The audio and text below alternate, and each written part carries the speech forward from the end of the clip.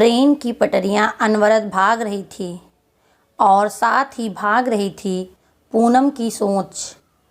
खिड़की से बाहर देखते हुए याद आ रही थी माँ की। पिछले साल जब वह गर्मियों की छुट्टी में इसी तरह मायके जा रही थी, बच्चों के साथ तो क्या उत्साह और उमंग थी, कितनी तैयारी।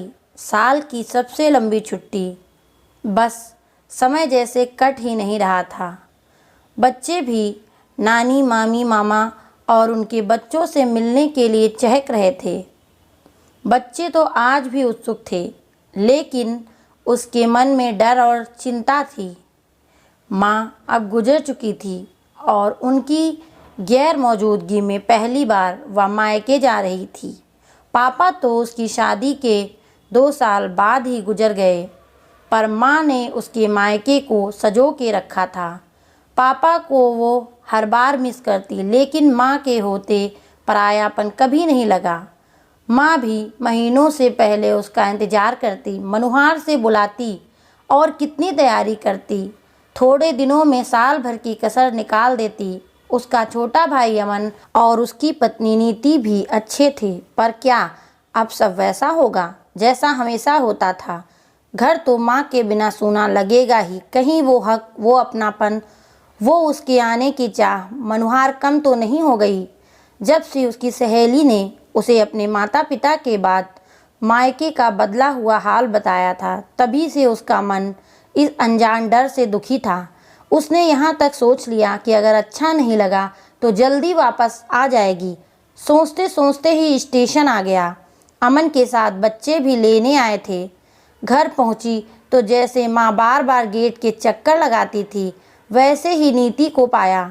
घर के अंदर जाकर देखा तो उसका मनपसंद शरबत तैयार था। कमरा साफ और सुंदर फूलों से सजा था। नहाकर खाना खाने बैठी तो सब चीज़ें पसंद की थी। शाम को माँ की तस्वीर के पास बैठी थी तो नीति चाय लेकर आई।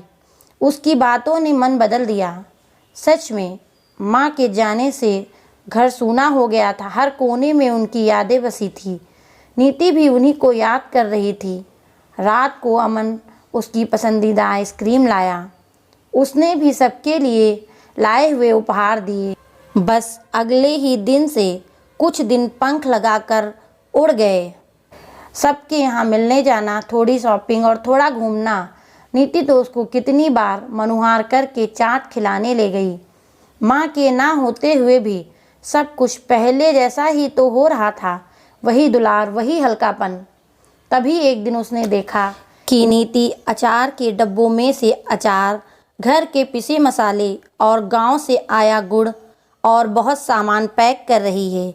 यही तो माँ किया करती थी जब उसके वापस जाने का समय आता।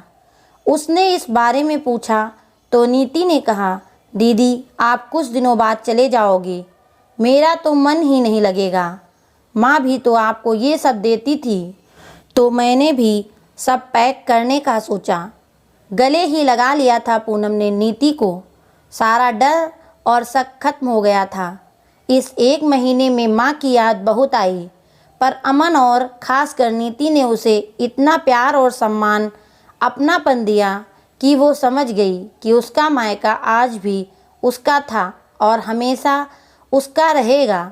जब नीति को अपने मन के विचार वगैरह सब बताया तो बोली, मैं समझती हूँ दीदी, एक लड़की के लिए शादी के बाद उसका मायका क्या मायने रखता है। आप तो जानती ही हो कि हम 2 बहनें हैं। आज तो मेरे मम्मी पापा हैं, पर उनके बाद हमारे मायके का क्या मतलब रह जाएगा।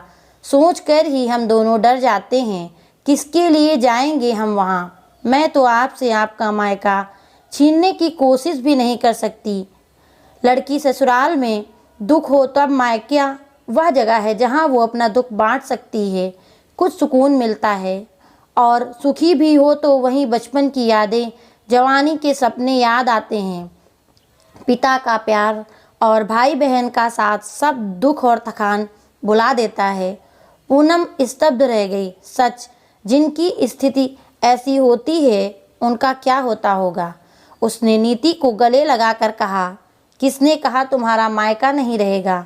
मैं तुम्हारी नंद ही नहीं बड़ी बहन भी हूँ। भगवान करे अंकल आंटी का साया हमेशा बना रहे, पर खुद को कभी अकेला मत समझना।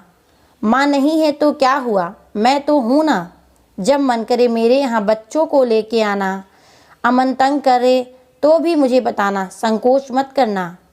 अब वापस जाने का दिन आ गया था। उससे ज़्यादा तो नीति रो रही थी। फिर आने और जल्दी मिलने और रोज़ फ़ोन के वादे के साथ आज पूनम वैसे ही विदा हो रही थी जैसे माँ किया करती थी। फिर आने के लिए पूनम भाग्यशाली है कि उसकी माँ के बाद भी उसके मायके में सब कुछ पहले जैसा ही था।